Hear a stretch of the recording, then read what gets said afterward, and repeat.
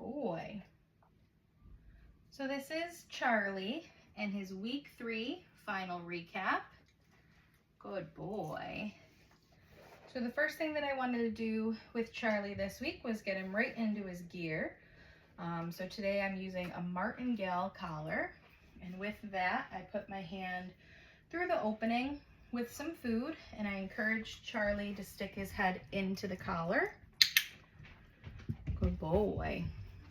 Once he had his head through, that is when I let him have the food.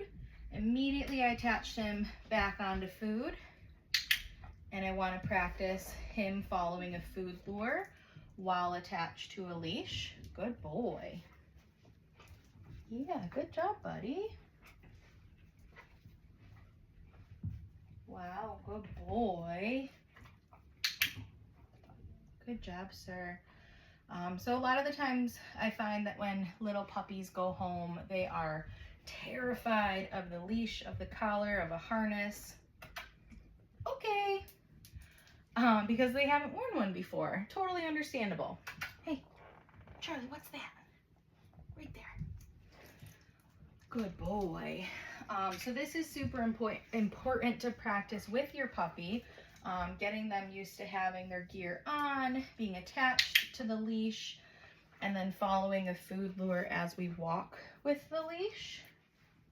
Good boy.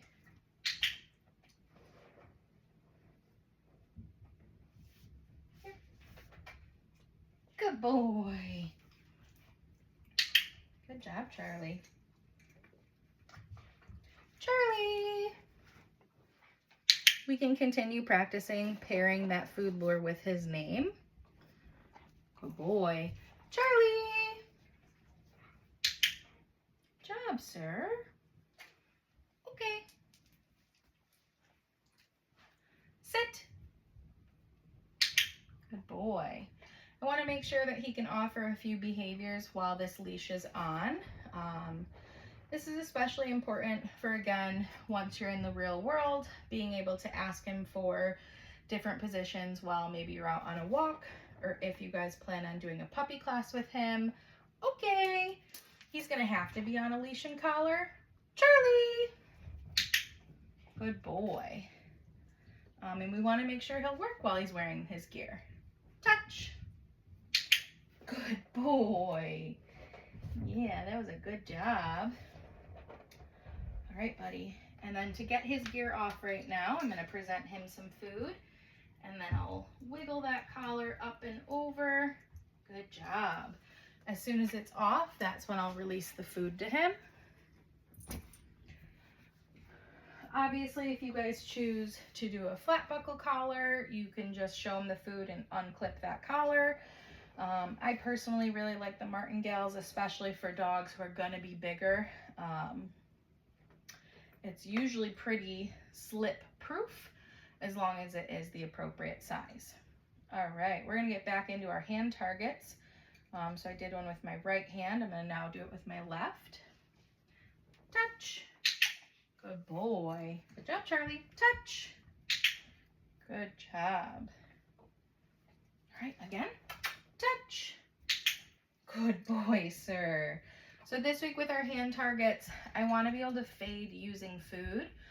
So at first target, I warmed him up. I had food in my hand, but then every hand target after that, no food, flat palm.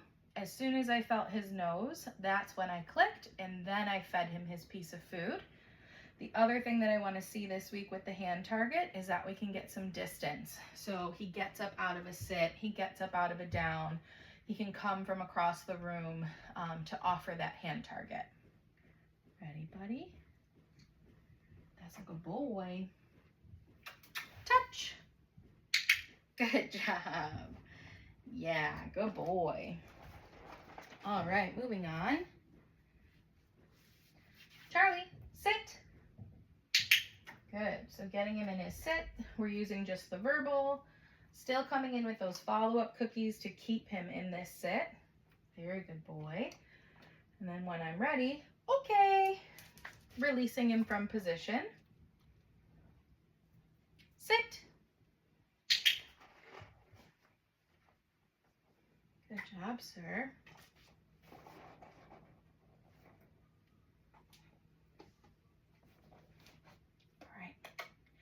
down,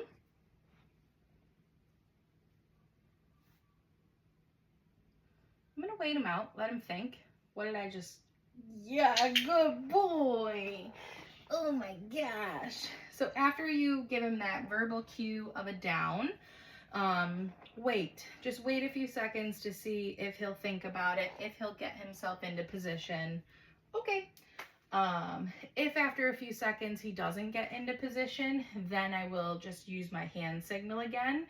I'm not going to ask him with that verbal cue, just sitting behind me. But Charlie showed us that after a few seconds, he's like, oh, okay, I'll get into that position.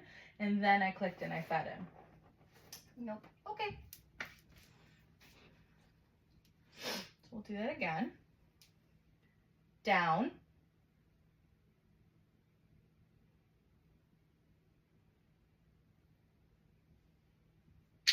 Very good boy, Charlie. Just make sure that we feed him in position. So he tried to pop a little there when I was coming in with the food. So I made sure he got back into his down before I fed him. Very good boy. Yeah, you're doing great. Oh, even then he just wanted to pop. Hey, okay. We'll do that again. One more time, buddy. Hey, Charlie. Down. Good boy, much faster. And again, okay, I clicked when he was in his down. He popped into a sit. It's okay. We'll work through that. I just want to make sure I feed him back in a down. So don't ask him for that down again. Just be strategic with how we present the food. So typically I come in and I slide down, and that gets the puppies right back into position. Good boy. Okay. Good job, bud. All right. The next thing that I want to work on with Charlie is going to be his mat. So for the mat this week, we are going to keep our mat stationary. So it's going to stay where I put it. Go to your mat. That was hard. I know. I tossed a cookie. Okay. I dropped a cookie as I asked that. Go to your mat. Good boy. Very good boy. So at this point with our mat, I want to be able to cue him to come over. He ideally gets into a sit or a down. He is offering us sits right now, so we'll click and feed that sit. But then again, being very strategic with how I feed him, I am gonna lure him into a down to feed him his food, to really encourage him that this is the picture. I want you in a down when you're on your mat. Good boy. The next step this week was trying to get some steps away.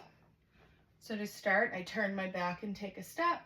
I am looking over my shoulder to make sure that Charlie stays on his mat, that he hasn't left. And as long as that's the case, I'll click and come back and feed him.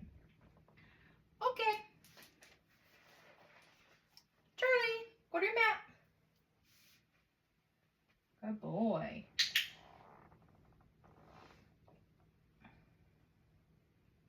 You're very handsome. Yes, you are. Ooh. Okay. Look at him. Didn't leave. I fell over the crate. He almost popped up, but I released him with that okay to kind of save it. And you didn't want to go. Okay, let's try that again. Yeah, good boy. Charlie, go to your mat. Let's move it somewhere else where there isn't a hazard. And this will actually work with me taking steps in different directions. So make sure that you're working in a space where you can practice moving in different directions. Right now we practiced going this way and now going back this way. Eventually I want us to be able to do full circle around Charlie without him getting up and leaving that mat. Okay. It also gives you the opportunity, hey, Charlie, go to your mat, to call him back to the mat from different points. Wow, good boy. From different points of the room. Good job, buddy. Oh, no. Hey, come back over here. all the way. So when something like that happens, I would cue it with like an oops or an uh-oh. I'm not going to feed him. So he broke the position on the mat on his own. I'm going to get him back on his mat, give him a few seconds, something like that, where he might offer me a different behavior, or if I take a step and he still does fine, then I'll go back into clicking and feeding him, and then I'm going to release him. Okay. So it's going to happen as we're learning, especially as we start building in distractions, where he might pop off the mat. And when that happens, I would just be sure to cue it with an oops, uh-oh, whatever you want to use. Once he's back on that mat, again, don't feed him. Just continue working on whatever you're working on. And then after an easy, successful rep, I would reset him. Good boy, buddy. All right, I need to reload with some food here. Good boy. All right, the next thing I want to work on is going to be this nice trip hazard over here. I want to get him into his crate. Good boy, buddy.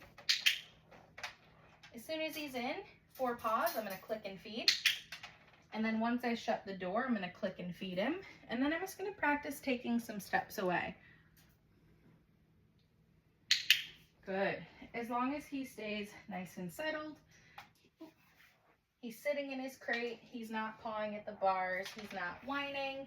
That's what I want to click and feed.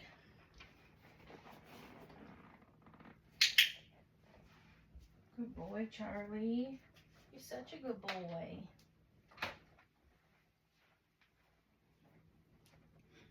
Similar to the mat, I want to make sure that we're practicing walking in different directions. When you guys practice this at home, you certainly could set it up where he's settled in the crate, and then you might go and get to the sink, mark and feed. Okay. You might go sit down. Great. Good boy. You want to just practice real life scenarios with him.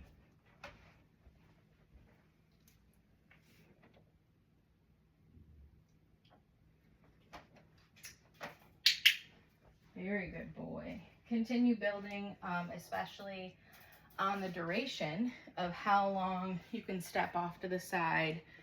Count in your head, 3, 5 seconds, and then go back, click and go back and feed him. Go, buddy. And then when we're ready to release him, I am ready with food in my hand. I'm going to open that door, and as long as he doesn't choose to come out, okay, I then will release him from the crate. Oh, what's that, sir? All right, so the last thing that I want to work on with Charlie is going to be his handling. With his handling this week, we are continuing everything that we worked on last week. This week, we're going to really focus on duration of how long he'll tolerate me holding him like this. Yes, good boy. After I've counted a few seconds in my head, I'm going to progress. The next step beyond that would be applying a little bit of pressure. So I'm pushing up gently into his belly. Yes, he tolerated that very well. Continuing with practicing handling the tail. So for this one, again, just building that duration, how long he might tolerate someone holding his tail. Yes, good boy.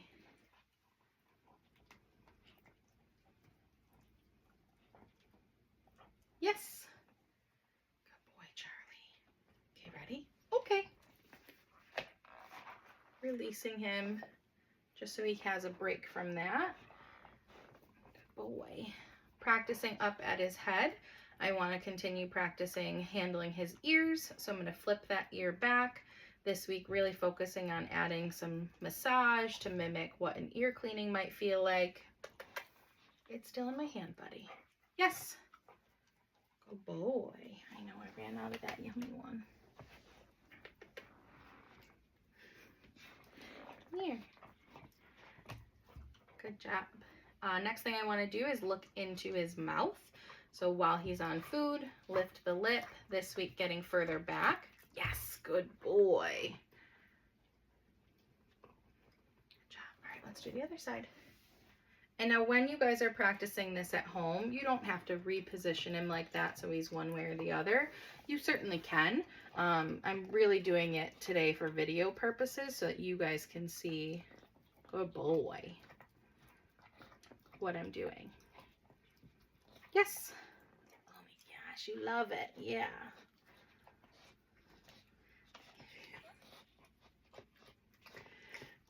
Yes, good boy. Good job, buddy. Okay, let's look at your paws. So for his paws, I'm going to have him attached to a piece of food up here, and then I'm going to gently work my way down that leg, really taking time to look at each toe. We have to think of how long will an actual nail trim take. Yes, good boy. And we need him to be used to us handling that paw for an extended time as we work on trimming those nails.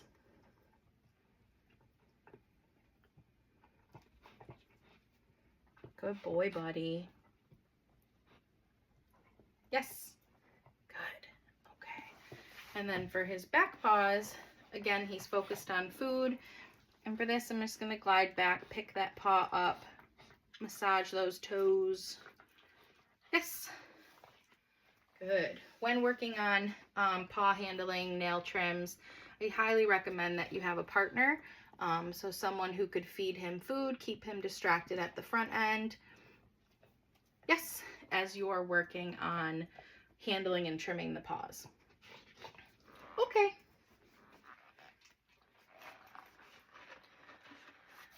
Where did I put the brush? All right, and then with our brush this week, so last week we did the flat side of the brush. This week we're doing the bristle side. Warm him up with just the flat side, and then I want to get right into the bristle side. So swiping with the bristles, mark, give him a little bite, come up towards that head. Oop, you got something in your fur. Good boy, you worked through that well though. Yeah, come here. I also want to practice under his chin and on his chest. So he's attached to food. I'm going to lure his head up with that food and then come in with my brush. Good boy. You love it. Take a bite. Good boy. Okay. Do the same thing. Good job, buddy. Yeah. All right, and last but not least, another new thing that we worked on this week was introducing a noisy piece of grooming or a tool. So for that, I am using the Dremel. When I first introduced this, I am going to start it behind my back. This Dremel specifically is pretty quiet, so I'm going to move it forward pretty quickly. So once I have the Dremel on, I'm going to start setting down some food for him. Good. Moving it out front so he can hear it a little more. After maybe 3 or 4 pieces, I want to turn the Dremel off, and then I'm going to set it out for him to check out if he wants to. After a few seconds of exploring the tool, I'm going to do the same exact thing. So starting behind my back, and then I'll bring it out. He could care less about this sound. He's more into the food. What a good boy. Okay, there you go. What's that? Check it out. And that's it for Charlie's week 3 final recap.